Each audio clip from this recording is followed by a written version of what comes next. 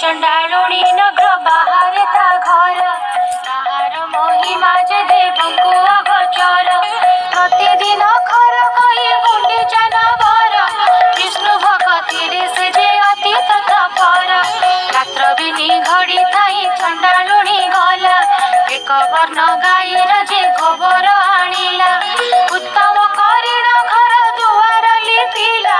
छड़ा पानी मुंदाए दुआरे पकाइला अरुआ चाउल बाटी घरे छुटी देला सोल कोठी करी दिव्य पद्मे काटिला दश मुखा दीपावली मंडले थापिला दश वर्ण फल आनी मंडले बाढ़िला सुता दश घिअरे मंडले थोइला मनर चंचले से हो बेगे चढ़ी गला अरुआ चाउल आउ दुब दश केरा ताहा नहीं चंडालुणी मंडले थोइला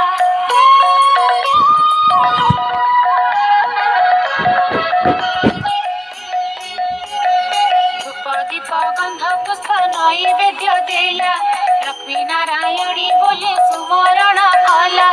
नमस्ते नमस्ते मगो हरिर घरणी मुहि छारहीन जाति न जानई पुणी चंडाल साही रे घर पुणी चंडालुणी किंचित भक्ति मोर घेन कमलिनी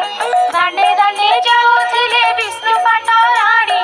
सही न पारिले चंडालुणी हृदयनी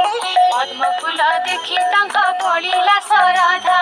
दुई पाद देई माथा पद्मे हेले उभा चंडालुणी घर गोटी पाइला को शोभा लक्ष्मी निजे करिछन्ति कि उपमा देवा होइले लो चंडालुणी मागी घेर तर प्रसन्न होइली दुख नासी चढ़ी गले सब उदासी दासी माने कहउछन्ति सुबादी गोसाई स्नान कर बेगे अंग मोर दान हुए सुबास जलरे दुहे स्नान कले अंग पोछिबाकु दासी गामुछाए देले पिंधिबाकु पीताम्बर पाट आनिदेले सुबेश होई दुई भाई जे बसिले बलराम कहउछन्ति सुणरे कन्हाई अनेक प्रकार मान्य कले चित्त पाई ଏହା ଦ୍ୱାରା ଶୁଣି ତ ସଜଣେ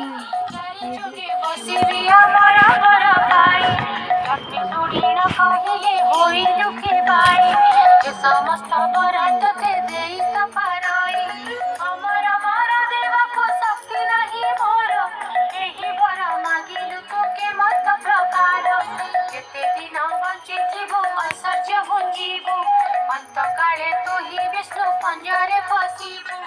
मोहर ए व्रत करुथिबो सबुदिन लक्ष्मी नारायण पदे थिबो तोर मन